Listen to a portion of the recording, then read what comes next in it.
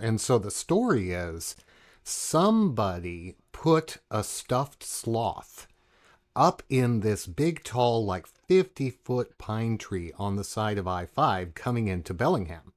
And it was there for like, I don't know, 6, 8 months or something. It became kind of a local fixture. Well, the Department of Transportation decided they had to take it down because people were slowing down to find the sloth, right? And so they did this big operation at night, and they had the lights and the cranes and everything to pull this stuffed sloth out of a tree. The very next day, it was back. And they tried it Was one back. more time. The sloth, whoever puts this sloth up there was not going to let it go. They tried it one more time, and one day later, it was back. And meanwhile, all these sloths start showing up in Bellingham in like businesses and on billboards and that kind of thing. So yeah, Bellingham has actually adopted the sloth as its mascot in the past year. So voted on this. Knowing the Bellingham City Council, they haven't, but if they were to, they would be pretty pro-sloth, most of them. Pro-sloth, right? Yeah. Are you pro-sloth or are you anti-sloth? Are we good? Are we good as far as our testing and sound? Well, hold on. Before we actually get started, Chris, I just have to ask, how are you doing? Because you're sort of the walking wounded, and you were up on your feet a lot yesterday doing this, what was the name of the awards again? The Solidarity Forever Awards, biggest annual award at the Labor Heritage Foundation. Patrick was there, and the whole Labor Heritage Foundation crew was there, and this year we were giving it to April Verrett, wasn't it? Thank you. Yeah, I guess I am a little punchy. Yeah, it's been a long couple of days. So yeah, no, April Verrett, who was fabulous, and we filled up the Solidarity Room. And Patrick, I think everybody seemed to have a good time. Somebody was pointing out that one of the interesting things this year was there were a lot more young labor folks and labor adjacent folks than usual, which was kind of cool. It wasn't your usual sort of older labor crowd. I thought it was a great event. I didn't see anyone not having a good time, and yeah, it's a special day on the calendar for LHF for sure. We'll have video that we'll post, and of course you can check for our report on laborheritage.org. But I think the thing about it, and Patrick kind of spoke to this, is that people are so inspiring in talking about how important labor arts, whether it's music or film or theater, interesting placards like the Picket Sign of the Week that we feature every week in the newsletter. Because culture shapes what people believe is valuable. Culture shapes what stories get told. Culture shapes whether working people see themselves as powerless or powerful. That's why we cannot afford to retreat from culture. We have to engage with it, we have to shape it, we have to influence it. Because the forces of white supremacy, greed, and oppression, they damn sure understand something very clearly. Culture moves people before politics ever will.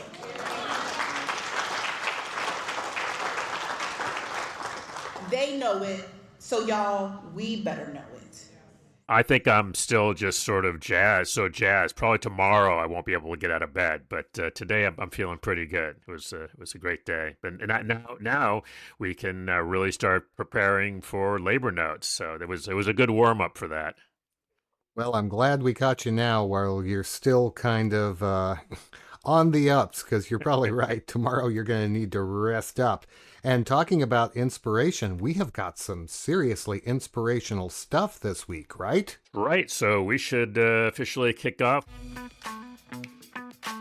Welcome, everybody, to the Labor Radio Podcast Weekly. This, of course, is where we bring you selected highlights from the Labor Radio Podcast Network. That is somewhere in the neighborhood of 250 labor radio and podcast shows. We can't actually keep up with them. We don't even want to tell you how far. You can go check our website, but I don't even think it's been updated, has it, Harold? Okay, so I am a little behind in updating the website.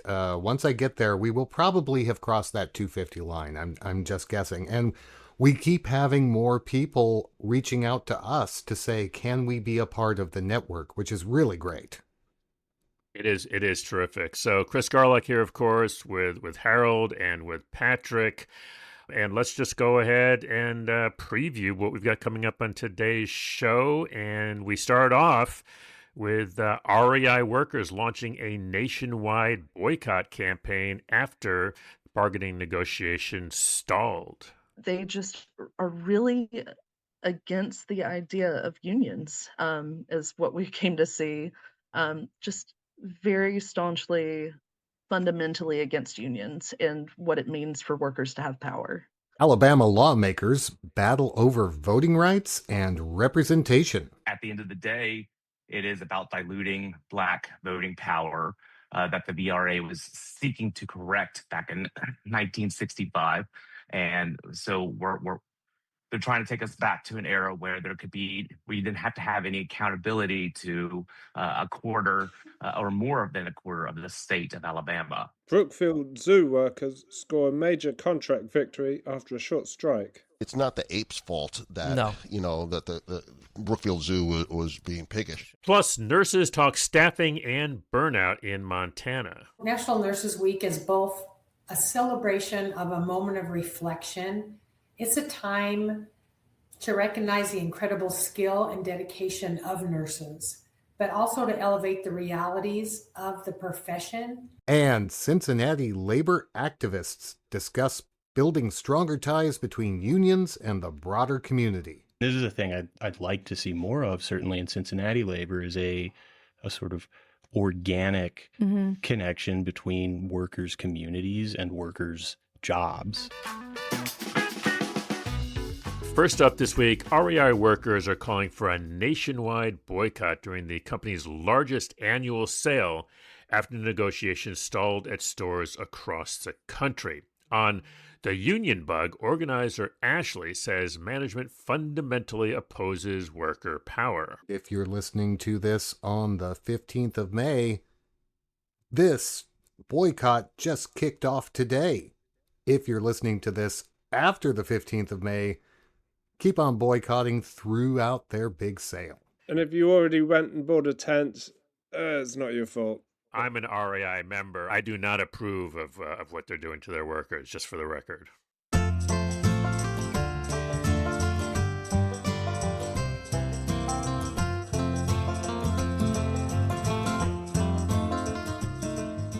Welcome back, everyone, to another episode of The Union Bug, a podcast by workers for workers. My name is Mel Buer, and I'm your host. This week, we've got a national call to boycott the REI Co-op annual sale in support of union workers. As bargaining has dragged on and REI has dragged its feet at the table, workers are looking to leverage an upcoming moneymaker of a sale at the co-op to force them back to the bargaining table with serious proposals. To that end, REI workers have asked that folks join a boycott from May 15th to the 25th during the co-op's largest sale of the year. With me to discuss this and more is Ashley, a union organizer and bargaining team member from the REI Co-op in Greensboro, North Carolina. Welcome to the show, Ashley. Hey, it's really good to be here. Thanks for having me. When did you win your election? We won it about a month later from when we went public, I think end of January. I think it was January 24th, 2025. Now, we're talking today about the upcoming REI boycott, but I think it's important for folks to understand just how fraught the negotiations have been over the last couple of years, and including the news from last year about the national bargaining structure being established. Do you want to just kind of give a little bit of a rundown of how that's been going and give folks this, a short timeline of what's been going on and why we've come to this point? Yeah. Obviously, Soho has been bargaining the longest for almost 4 years with hardly any tentative agreements reached. But after we ran a board campaign to vote down the nominees that REI presents members, we won. We voted those down, got huge support from members. I think over 115,000 signatures from active members. So that really, I think, pushed REI into a corner where they were like, okay, we need to bargain with them finally. after we won our election, me and my bargaining partner, Carly, from Greensboro, had only gone to 2 or 3 bargaining sessions as a solo store. So once we won that campaign and REI agreed to our July agreement to meet every store at a national level, to have 11 stores bargain as one table, which is what we had wanted and had been fighting for. To go from our 2 or 3 single sessions to a national table with 10 other stores, it was like whiplash, but we were excited. We thought that they had finally come to the conclusion that they needed to bargain with us, and just accepting that unions were a part of REI now, and were ready to meet us where we were and bargain in good faith. That agreement was over the course, I believe, it was like a 6 to 8 month period, and we met every month for a week out of each month in Chicago. It was going pretty well. Like, we weren't getting everything we wanted, but we felt like they were meeting us. We were making progress, more progress than any single store had made in 3 years. So we felt good. We made a lot of non-economic agreements, tentative agreements, up until the January session. And in January, that's when we started with our economic proposals, and they just were not moving. We felt like that's when it started to break down. We were even coming to them with reasonable proposals. I think the public is well aware of REI's financial situation right now. It's not something we took lightly. We don't want to break REI. We want to continue to work at REI. So we met them, and I think we were $250,000 off, but they just were unwilling to budge. That's over 11 stores, like that's pennies in a bucket to them. Right. So to see them hold so tightly, it was obvious they weren't there to take it seriously. So they just are really against the idea of unions, is what we came to see. Just very staunchly, fundamentally against unions and what it means for workers to have power. I think that was more of the case than the financial gain. They don't want to show other stores, the public, that their workers can have any kind of power, is how it feels to me and a lot of my coworkers. Right. Story of every worker's life who tries to unionize, right? Unfortunately. Yep. Again, that's no shopping at REI, total boycott from May 15th to May 25th. Ashley, thank you so much for coming on the show. That's been a wonderful conversation. Thank you so much. It really has. I'm really grateful to be here. That's it for us here at the Union Bug this week. And once again, I'm your host, Mel Buer. Thanks again for your continued support and solidarity. I am so grateful for your listenership. Hey, this is Simon Sapper from the Union Jews podcast. We're proud to be part of the Labour Radio Podcast Network with more than 200 Labour Radio shows and podcasts from across the USA and around the world. The Labour Radio Podcast Network, where working people speak. Find us at labourradionetwork.org. On the Valley Labor Report, Alabama State Representative Neil Rafferty discusses attacks on black voting power and why fair maps matter for democracy and working people alike. I don't know if your state has already decided to redistrict in the middle of an election, but there's a lot of that going on down in the South. It is so clearly racist. April Verrett talked about this last night, actually. She drew a very strong connection between the attacks on black voting power and the labor movement and the arts. I just have to believe at some point, I'm just waiting for the backlash on this. This is one of the most depressing stories to me at the moment. If you're the descendant of someone who fought for civil rights and, the ability for everyone to vote, it's like, they're trying to undo the work of your ancestors. It's terribly sad. You're listening to Alabama's only union talk radio show, The Valley Labor Report, with Adam Keller and Jacob Morrison. The largest union talk radio program in the South. This is the Valley Labor Report. We've got State Representative Neil Rafferty on. Welcome to the program. I appreciate you taking the time. Hey, happy to be here. You have been in the state house for a number of years now, and you have to sort of by necessity cultivate relationships with people across the aisle. And so I'm curious, how do they, given the fact that, you know, prior to Texas, things in the U.S. House of Representatives were basically fair, you know, I mean, which is not to say that there weren't gerrymanders on either side before Texas, but that the gerrymanders basically canceled each other out. And post-Texas, you know, they had basically kind of canceled each other out, with Republicans actually still having an edge even before Tennessee, Alabama, Louisiana. And so, you know, given the fact that with gerrymandering prior to this and even right before this, during these gerrymandering wars, Republicans had a slight edge. How do they justify? Like, what do they say? So, I mean, if you were listening to the bill sponsored on the floor, they didn't really have much of a justification at all. They would just say that these are the maps that the people that the legislature voted into place.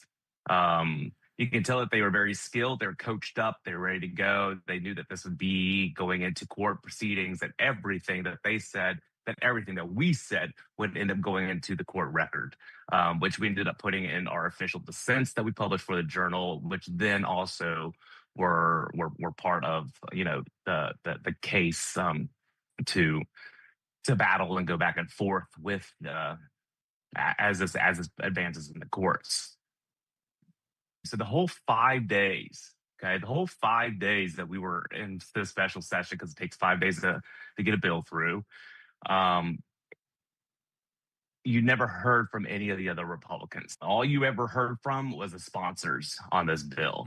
There wasn't much buzz going on, you know, with your colleagues. There wasn't much discussion as far as what the justification was, why we were here.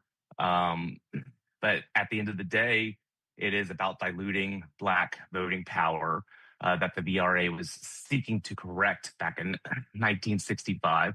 And so they're trying to take us back to an era where we didn't have to have any accountability to a quarter or more than a quarter of the state of Alabama. And it's pretty scary stuff, you know, because if they don't have power, then you can see that you don't have political power, then you can see that you also have economic disenfranchisement as well, right. Social disenfranchisement as well. There's a whole lot of other potential consequences that could come out of this without ensuring that Black voters don't have an opportunity zone where they can elect a candidate of their choice, where there's somebody who would be accountable to them. Right. And I think we're in real danger here of seeing this, you know, real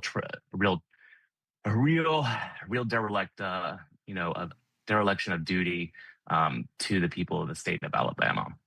Yes. Yeah. It's very, you know, I mean, very concerning, not to mention the, you know, just the difficulty in my mind of kind of believing the Supreme Court's justification, given the fact that, you know, the thing that they're attacking here, the ability to draw districts with a specific eye to, you know, minority groups to ensure that they have representation. I mean, that was something that was put into the VRA after it was passed, like in the 80s, because even after the Voting Rights Act, you know, there were only like 17 Black folks in Congress. And so they said, well, look, you know, even though kind of on its face, there are facially, racially neutral districts, these communities are still being disenfranchised by the way that the districts are being drawn. There's a disparate impact here. And so we want to put something in the law to specifically address that and make sure that these communities have the opportunity to send people of their choice to Congress. And after that was passed and redistricting happened in the 90s, then Black representation in Congress more than doubled pretty immediately. Right. So, you know, Representative Rafferty, as we're coming up on the end of the hour. We're going to be going into a break momentarily. I'm cognizant of the fact that we have, lots of conservative listeners. One of the stations that we're on here in Alabama is a conservative station. And so if I'm a conservative voter, why should I be upset about, black folks being their political power being taken away in the state of Alabama? Why should I care if I'm that person? I would say, I think that the biggest thing here is just looking at the bigger picture here. What is democracy? What is fair? What is a fair election? And a fair election cannot happen without fair maps. So with overall, it's all about making sure that there's fairness. And if, you understand that, this is an issue, and if this is the extreme lengths they're willing to take to make sure that minority voters don't have representation, then, what's the next step that they could take from here? So it doesn't stop here, and I don't see that it would stop here. That's why we have to fight back now. State Representative Neil Rafferty of Birmingham, thank you so much for your time. I appreciate it. Absolutely. Thank you for having me. Hey, y'all. Adam Keller here from the Valley Labor Report. We're proud to be part of the Labor Radio Podcast Network with more than 200 labor radio shows and podcasts from across the country and around the world. The Labor Radio Podcast Network, where working people speak. Find us at laborradionetwork.org. I want to do this one differently, so just let me roll with it. Uh-oh. Patrick's on a roll. Watch out. Take a step back. There was a picture of a lion. There was a picture of a whale. There was a picture of an elephant. I'm not taking the cognitive test. It's the workers' mic, where a short strike at the Brookfield Zoo in Illinois led to a success for Teamsters members. Nicely done. Boy, bring in the fire, Patrick. Everyone knows that by now, right? They know what I'm referring to. I don't know if you're taking a cognitive test. I feel like I'm taking a cognitive test like at every moment of every day. So you're better off than I am in that regard. Well, you got the reference though. I totally did. Draw the clock. 11:10. Yeah. Welcome back, everyone, to the Workers' Mic right here on 720 WGN, powered by the National Coalition of Labor. So we said that we have some big news coming out of Brookfield, and we do. As you know, I think our listeners have been following this really closely. A few weeks ago, John Coley was in here. He's the Secretary Treasurer. He's the top officer. The number one at Teamsters 727. And so the Teamsters 727 represents the workers at the Brookfield Zoo, have for a very long time. They're called animal care specialists, animal care technicians, not zookeepers. Not zookeepers. Do not ever call them a zookeeper. Yep, that's the thing. I learned the hard way. Yeah, you live and learn. Yeah. So, first of all, they had been in just a couple hundred, right?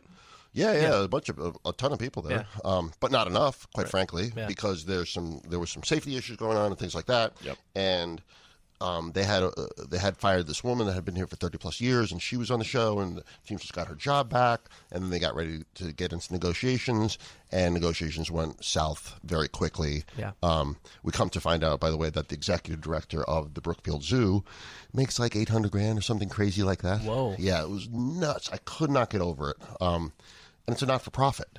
And it's actually, the land is owned by Cook County. So it's a not-for-profit, but it's not like a public entity. It's all this like weird machinations. And they had fewer staff, fewer animals. They weren't bringing in new animals. And where they were sort of expanding was like events like concerts and stuff. So it was like moving away from being a zoo and just moving toward being like an event facility or something. It doesn't make any sense. People want a zoo, and the Brookfield Zoo is awesome. Yeah. Like, it's absolutely awesome. So anyway, they come to loggerheads. They can't get a deal. Some of the sticking points are staffing issues. They needed more staff. Right. There was a massive insurance issue where Brookfield Zoo was basically saying, we're not paying any more money for insurance, if at all. It was still unclear whether they even had that on the table. And then obviously dollars and cents. So they walked out on strike, and I think they were out for 2 days. And they came back to the table, and they settled very quickly. Yep. And they killed it. The Teamsters killed it. So there's going to be, let's see, so today's Sunday, there is a ratification vote on Tuesday. So next week we'll report on a little more details of the contract and give them, give the workers the opportunity to vote on it. But let's just say that that strike was very effective. Yeah. What's your favorite animal at the zoo, Ken and Phil? I'm interested. Oof, that is really good. Yeah. They're in Chicago, the zoo in Lincoln Park, they have kangaroos, and these suckers will stand up and fight each other. They're jacked. They literally stand up and they stand there and fight. I can't get enough of watching kangaroos fight each other. Very as long as it doesn't get ugly. Muscular creature. So, what about you, Phil? I'm gonna go with a lion. You're a lion guy. They're majestic. Wow. I'm a big and elephant. what a life. I think a lion sleeps like 20 hours a day. They get up, they have something to eat. Slightly more than Ed. Slightly. Yes. They saw your children, they go right back to bed. That's for sure. So, anyway, we'll have more to report on that. But, kudos to 727 for fighting the good fight, for taking care of their members, for having the gumption to go out on strike. And I'll give another shout out to them. You know what they did was they left some of these animal care specialists in the zoo to make sure that the animals weren't negatively affected by this strike. At some point, they were going to have to pull them out. But for the first couple of days, they're like, you know what? That's great. It's not the apes' fault that, that the Brookfield Zoo was being piggish. They care about what they do. They have an obligation to the welfare of the animals, and they take it seriously. Did you get my joke? Piggish? Piggish, yeah. That's good. Yeah, it's like a little zoo. That's like a neighborhood zoo kind of an animal. I don't know if they have pigs. It's like a petting zoo. We're talking the big time. I'm going to start organizing petting zoos. Why? Do you like zoos, or is it just for the petting? You like petting. Heavy petting. Oh, ayo. All right, listen. So let's hold on. Let's also, is it just a coincidence, or did they come to terms to the table, the zoo, right after we announced this news on the radio show about the strike? That's an excellent point, Phil. I mean, there seems to just be several of these instances popping up. There's a lot of credit to go around. Well, Phil, someone comes on the show, next thing you know, there's a deal in place. And also, if we talk about something, could be a coincidence. And we will be back next week with more of the Workers' Mic right here on 720 WGN. This is Elise Bryant from the Labor Heritage Power Hour. We're proud to be part of the Labor Radio Podcast Network, with more than 200 labor radio shows and podcasts from across the country and around the world. The Labor Radio Podcast Network, where working people speak. Find us at laborradionetwork.org. On Blue Collar News, Montana Nurses Association CEO Vicki Bird talks about staffing shortages, burnout, workplace violence, and why nurses need a stronger voice in healthcare policy decisions.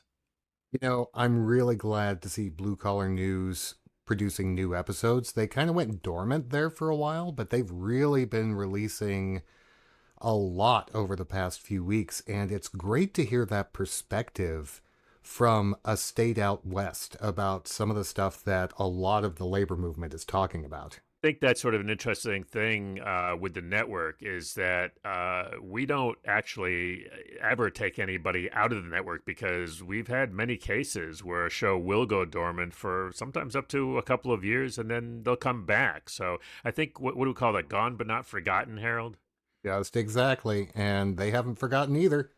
They've still got that podcast host set up. They can just upload an episode whenever they're ready. Hello, everybody. This is Jason Small, the Executive Secretary of the Montana AFL-CIO.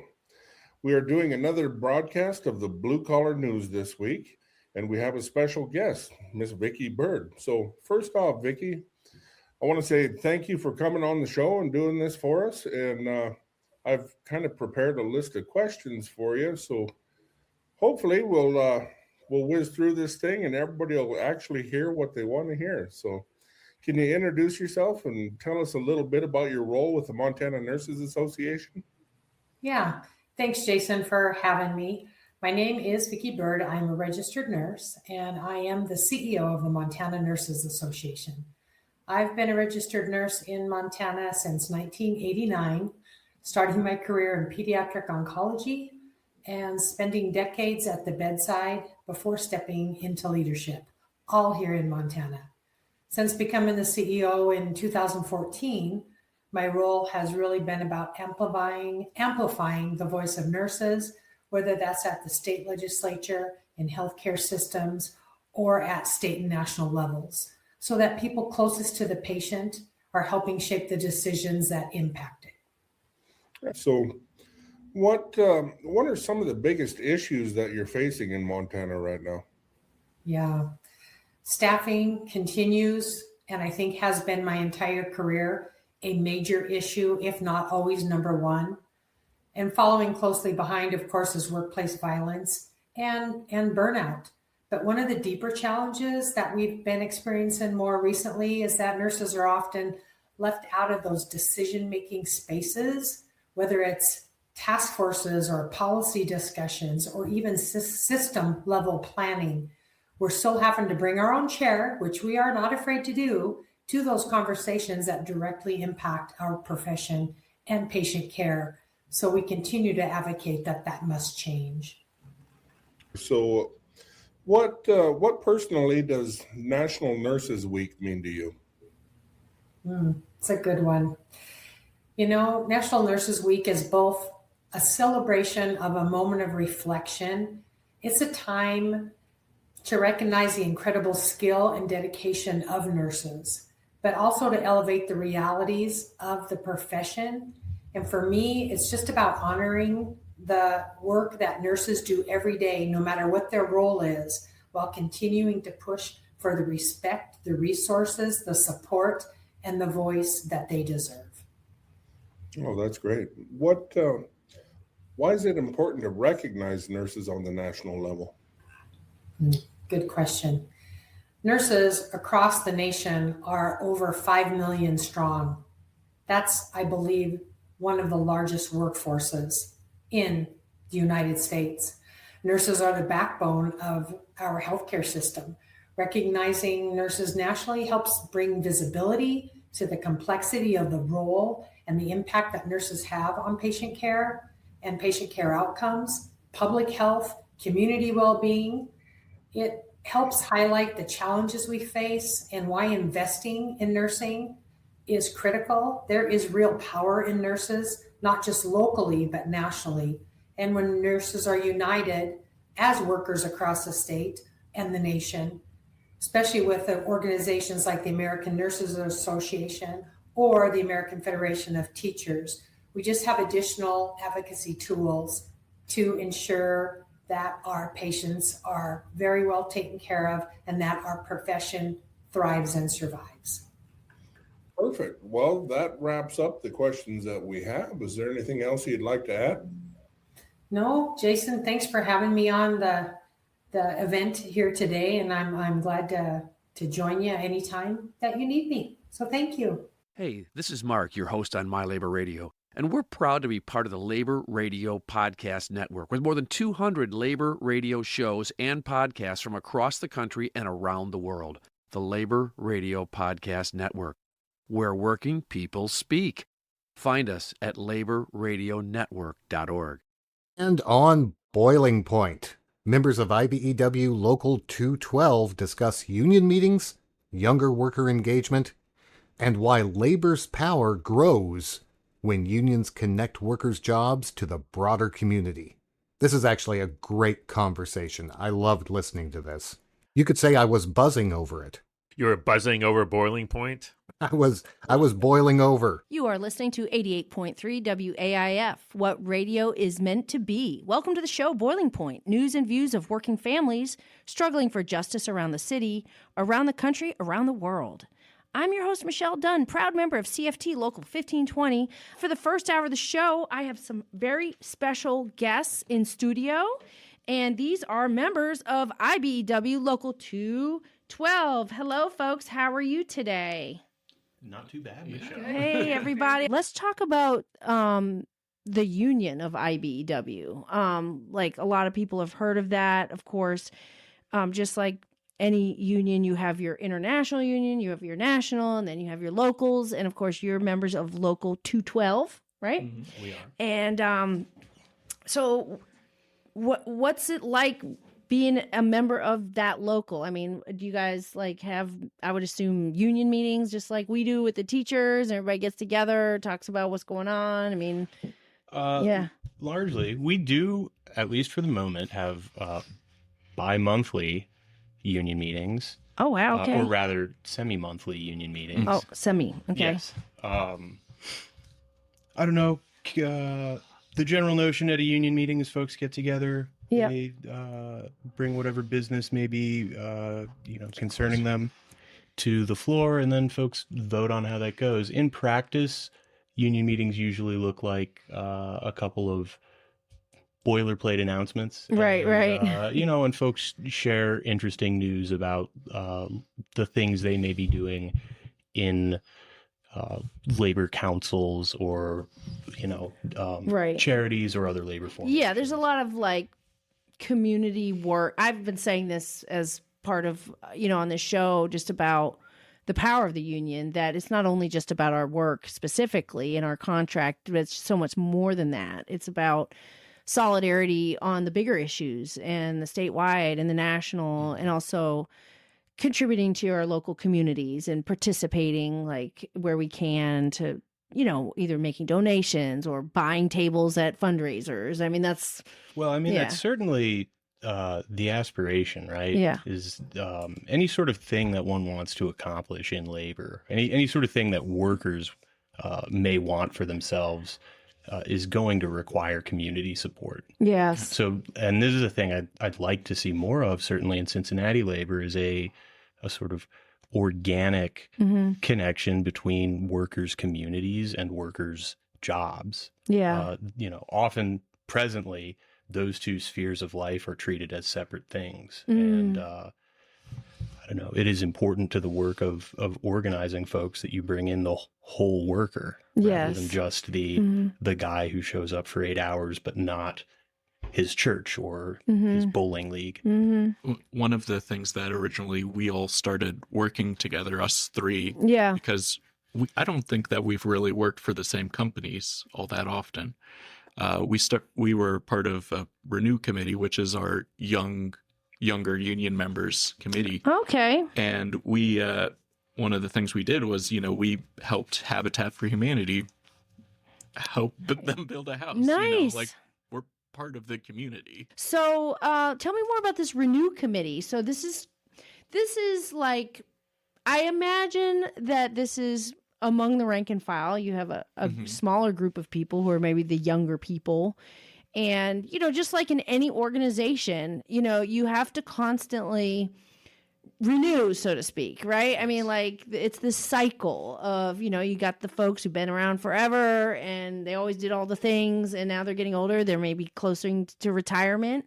And, a healthy organization is bench building, right? We cannot be afraid of bringing on new people and bringing them up. And so often I think people get territorial and sort of like scared of other people, and they're going to take their power somehow. And it's just like, no, we need to build power together. That's how this works. What do you think? For my part, I think that's 100% true. And I think that's largely, that is very symmetrical to the question of how labor imagines its power more broadly. Yes. Right? If one is concerned with maintaining a silo of power, or if one if one thinks that it's crucial for leadership to do all of the heavy lifting, one's going to get a little bit myopic. There's going to be a little short-sightedness. There's going to be a lot of focus on what a few people can do in their present positions.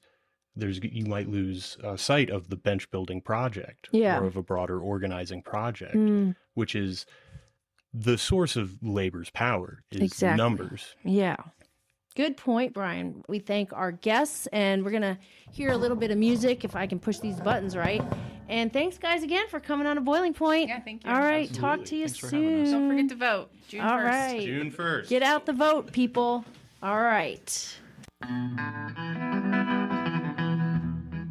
Hi, this is Michael Funky from the Radical Songbook on PirateButteRadio.com. I'm proud to be part of the Labor Radio Podcast Network with over 200 radio shows and podcasts across the country and around the world. Tune in, laborradionetwork.org. power to the workers and their union. I'm Rick Smith, and this is Labor History in 2.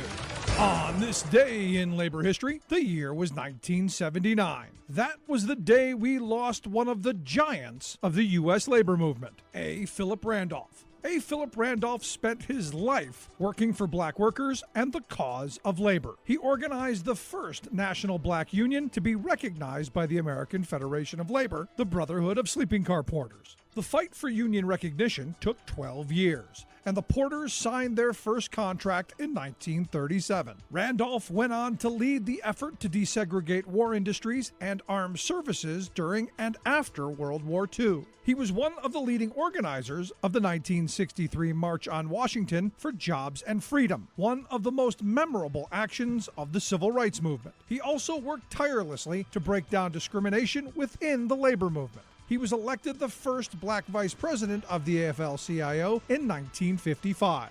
Randolph's dedication to the cause of labor was summed up when he said, quote, "The essence of trade unionism is social uplift. The labor movement has been the haven for the dispossessed, the despised, the neglected, the downtrodden, the poor." But Randolph also consistently declared that no movement for social justice can be complete unless it is also inclusive. While organizing for the desegregation of the war industries during World War II, Phillips argued, quote, "Equality is the heart and essence of democracy, freedom and justice, equality of opportunity in industry, in labor unions, schools and colleges, government, politics, and before the law. There must be no dual standard of justice, no dual rights, privileges, duties, or responsibilities of citizenship, no dual forms of freedom." Labor History in 2 brought to you by the Illinois Labor History Society and The Rick Smith Show. Time for our speed round of shows you should know. That's right. There's no way to fit all the great episodes that are released over a week into the show. But here's a few more that you might want to check out, like Tales from the Ruther Library, Dr. Michael Stausch. Stork. We're theming animals today. Sorry, Michael. Explains how Detroit Mayor Coleman Young introduced community policing in 1974 and how continuing tensions with police led black youth toward labor radicalism from the shop floor. Sarah Hughes joins the Labour Notes podcast to share ways to have one-on-one organising conversations that leave workers energised and connected to the union they're building together. On Working People, Max Alvarez talks with striking graduate student workers about organizing and striking at Harvard University, still one of the richest institutions in the country. Here's one that Chris is kind of familiar with. Labor History Today features historian Peter Cole on what Chicago's 3 Haymarket monuments reveal about labor history, public memory, and who gets to shape the story of the past. This is a fascinating conversation. Peter's talking about these 3 different monuments to the Haymarket. Depending on who you are, it's the Haymarket Riot, the Haymarket Massacre, or the sort of generic Haymarket Affair. And he really uses that to talk about, history. And this is a very live debate in this country right now. This is not a settled argument by any means. And so this sort of small example of 3 different monuments to the same thing that happened are a wonderful look into that. And Peter covers a lot of ground. He talks fast. Patrick, you are a beast today. And Mr. Beast. Mr. Beast is a YouTube star, and he just signed a contract with IATSE after threatening to do his show non-union. So that's what that's about. Okay, so this is relevant. Unusually, it is relevant. Amazingly. And on work stoppage, Dan, John and Lena discuss the latest Labour headlines. Immigrant workers striking inside a privately run detention facility, the dangers of engineered stonework, and Mr. Beast. We are staying with that animal theme. Can't get away from it. As we approach the 250th anniversary of the Declaration of Independence this July 4th, whose stories and struggles should we remember? The hashtag People's250 campaign led by the Labour and Working Class History Association and allies from across the labour movement. It's lifting up the fights that have expanded worker rights, equality and democracy. Here's one of those stories. I am Elijah, a senior here at Georgetown, and I am also a restaurant worker. I started working at the Duck and the Peach about 6 months ago. One of my friends recommended me to work there as we were beginning a union push, to unionize our restaurant. And we got to about 75% of people signing the union authorization card. And on the day we went public, a cook who had been recently brought into the fight went into the restaurant and read our union petition, our union delegation, right to the chef's face. And from that moment on, the company began union busting. The company began doing closed door meetings. The company laid off workers in response. One of my friends who was a cook was laid off because she supported the union. And they have kind of done a lot of this union busting, of intimidating people, of creating a hostile work environment, while we as the workers who were organized, who were demanding a fair process to begin negotiating a contract or card check agreement, stayed professional, stayed strong. And in the face of all that was happening, as this company kind of threw their progressive values out the window in the face of organized labor, began mobilizing. We had our first picket, I think it was about 5 days after having that initial delegation, when the company started union busting. And that was something that began this kind of, despite all of the union busting, despite all of this reaction from the company, we as workers stayed really strong. Although there were people that fell off because their fear got to them, because they were threatened, because they were intimidated. We stayed strong in that, and we had these weekly pickets. We had this big inflatable rat named Scabby that would show up in front of the restaurant throughout the entire process. And eventually we filed for an election because we thought this was our best bet of getting a contract and winning in the end. And then that election we won. The company tried doing shenanigans of having 6 people that were celebrity chefs voting in the election, but we're still in the fight right now. We are still working to begin negotiating, but despite everything the company's done, we responded with really organized front of house, a really organized staff that that allowed us to respond and allowed us to stay strong despite everything they were doing. And that has led us to get to this position where we're still in a place to win. We're still in a place to get what we deserve in this fight. That's from the hashtag Peoples250 campaign, inviting you to share your story of struggle and change. Record a short video and post it with the hashtag Peoples250, or email it to peopleshistory250@gmail.com. Help make sure the history of working people is part of the story that we tell. I'm Rick Smith, and this is Labor History in 2. On this day in labor history, the year was 1934. That was the day Minneapolis Teamsters walked off the job. It was an historic strike that coincided with the pivotal Toledo Autolite and West Coast waterfront strikes. Local Teamsters, many of whom later founded the Socialist Workers' Party, had been riding a wave of success, having organized the coal yards in February. Especially important was the development of the Cruising Picket Squad. It became a standard in later CIO battles. That spring, union leaders were determined to organize all the truck drivers and warehouse workers in Minneapolis. By May, Local 574 had over 5,000 members. The trucking bosses refused to deal with the union, and so they walked. The flying pickets toured the city and shut down all trucking. Strikers enlisted the support of the unemployed councils. They also provided the structure for a women's auxiliary that produced important strike literature and bulletins, ran soup kitchens that fed thousands of strikers daily, fought scabs and police on the picket lines, and drove picket trucks. Historian Brian Palmer, author of Revolutionary Teamsters, the Minneapolis Trucker Strike of 1934, notes that strike leaders looked to the example of the Illinois Progressive Miners of America when it came to building the women's auxiliary.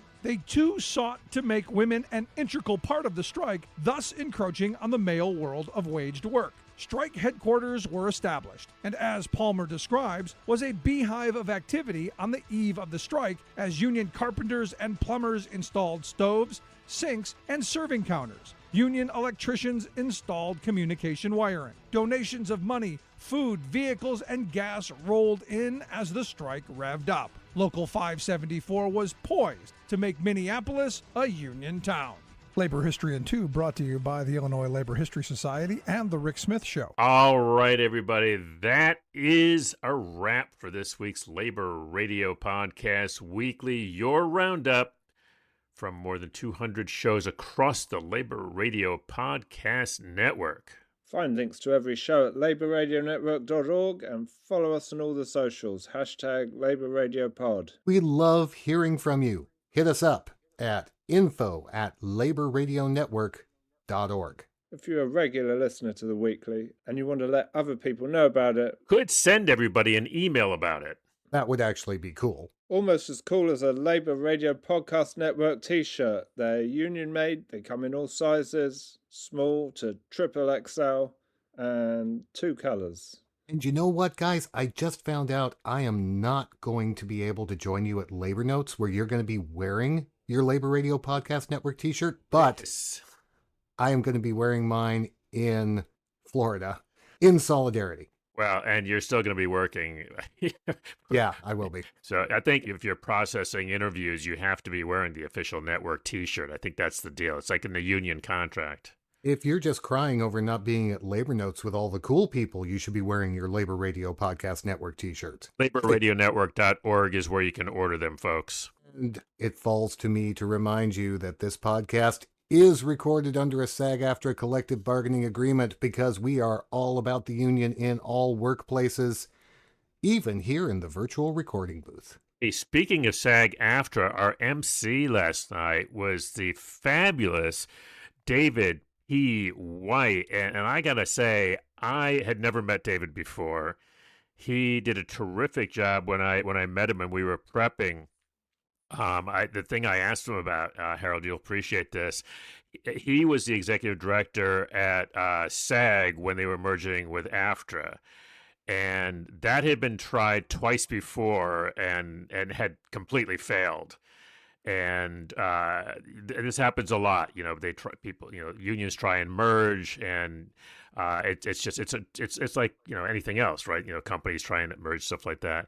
And so he told me some very interesting stories about how, because I asked him how they pulled it off. And I mean, I would just say the one thing he said was it was all about getting everybody in the same room and listening and being patient, which sounds about right.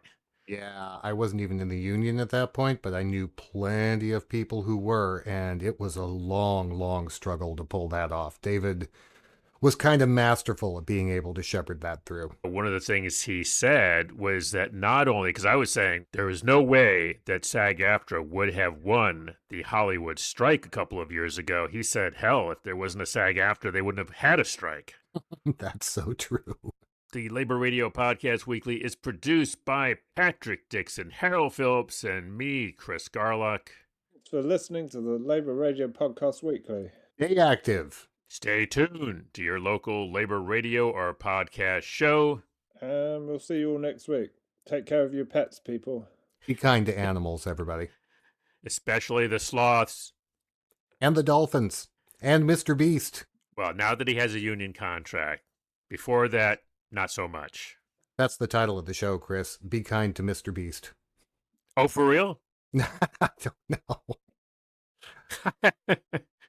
I have to watch more popular culture. Oh no, that's not the title of Mr. Beast's show. I was saying that's the title of this show is Be Kind to Mr. show. Beast. Okay, thank you. You have to explain everything to me 3 times today. I'm sorry. Yeah, you are a little punchy, aren't you? It's been a long day, dude. Mm-hmm. I hear you. I have not had enough couch time. Let me just put it that way.